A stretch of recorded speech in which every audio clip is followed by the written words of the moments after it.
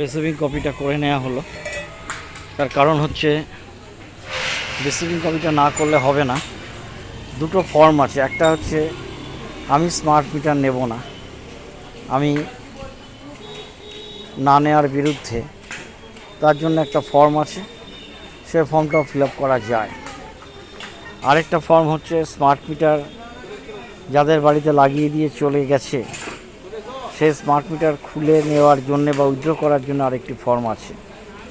তো এখন দেখা যাচ্ছে যে বিদ্যুৎ অফিসে এসে যখন এই একটা ফর্ম জমা দেয় বা দুজন একজন এসে জমা দেয়, তখন সে ফর্মকে তারা নেয় না, সেই ফর্মকে তারা নেয় না, সেই ফর্মকে তারা রিফিউজ করে দেয়।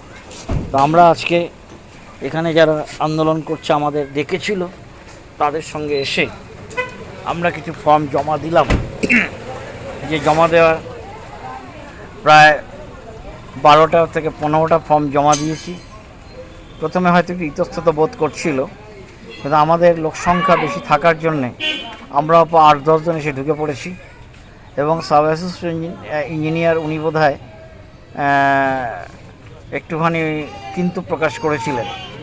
যেই মুহূর্তে আমরা 10-12 জন ওনার ঘরে ঢুকে গেলাম, সঙ্গে সঙ্গে উনি বলে হ্যাঁ রিসিভ করে নিন। তার মানে কি, বাহুবল শক্তি বল, এটা প্রমাণ পেল। উনি ভেবেছিলেন যে একটা কপি নিয়ে হয়তো একজন এসেছে, রিসিভ না করলেও চলবে। তো যেই মুহূর্তে আমরা সব হুড়ুড় করে 8-10 জন ঢুকে গেছি ওনার ঘরে, উনি বুঝে গেলেন যে না, তাহলে এদের লোকবল অনেক আছে, বাহুবল আছে, অতএব এইটাকে রিসিভ করে নেওয়া দরকার। তৎক্ষণাৎ বললেন রিসিভ করে নিন। ম্যাডামকে অর্ডার দিলেন, ম্যাডাম 10-12টা ফর্ম রিসিভ করে নিলেন। তো এই যে হচ্ছে ব্যাপার, এরা অনেককে ভয় দেখাচ্ছে নানা রকমভাবে, যে স্মার্ট মিটার না লাগালে বিদ্যুৎ সংযোগ কেটে দেওয়া হবে, বাড়িতে পুলিশ আনা হবে এবং আপনাকে অনেক বেশি টাকা দিয়ে পরবর্তীতে লাগাতে হবে। এই যে নানা অজুহাত, নানা অছিলায় তারা জোর করে স্মার্ট মিটার লাগাচ্ছে। আমাদের আন্দোলনের ফলে কিন্তু সেই স্মার্ট মিটারকে তারা উইথড্র করতে বাধ্য হবে। আজকে না নিলেও কালকে তারা উইথড্র করতে তাদের হবেই। এর জন্যই আমরা এসেছি। আমরা ইতিমধ্যে শান্তিপুরে, হালিশহর, কাঁচরাপাড়া, মধ্যমগ্রাম, বারাসাতে এবং পশ্চিম বর্ধমানে আমরা রেসপন্স পেয়েছি। আমাদের আন্দোলনের পরিপ্রেক্ষিতে সেখানে স্মার্ট মিটার লাগানো থেকে তারা কিছুটা দূরে সরে এসেছে। কিন্তু কাটোয়া অঞ্চলে যেহেতু আমরা আসতে পারিনি, আমরা আজকে প্রথম কাটোয়াতে এসে আমাদের স্মার্ট মিটারের বিরুদ্ধে আমরা বক্তব্য রাখলাম এবং আমরা মানুষের কাছে সচেতনতামূলক কথা বললাম। সেহেতু এখানকার লোক জানতে পারলো এবং এই এতদিনের মধ্যে অনেক বাড়িতেই স্মার্ট মিটার তারা লাগিয়ে দিয়েছে।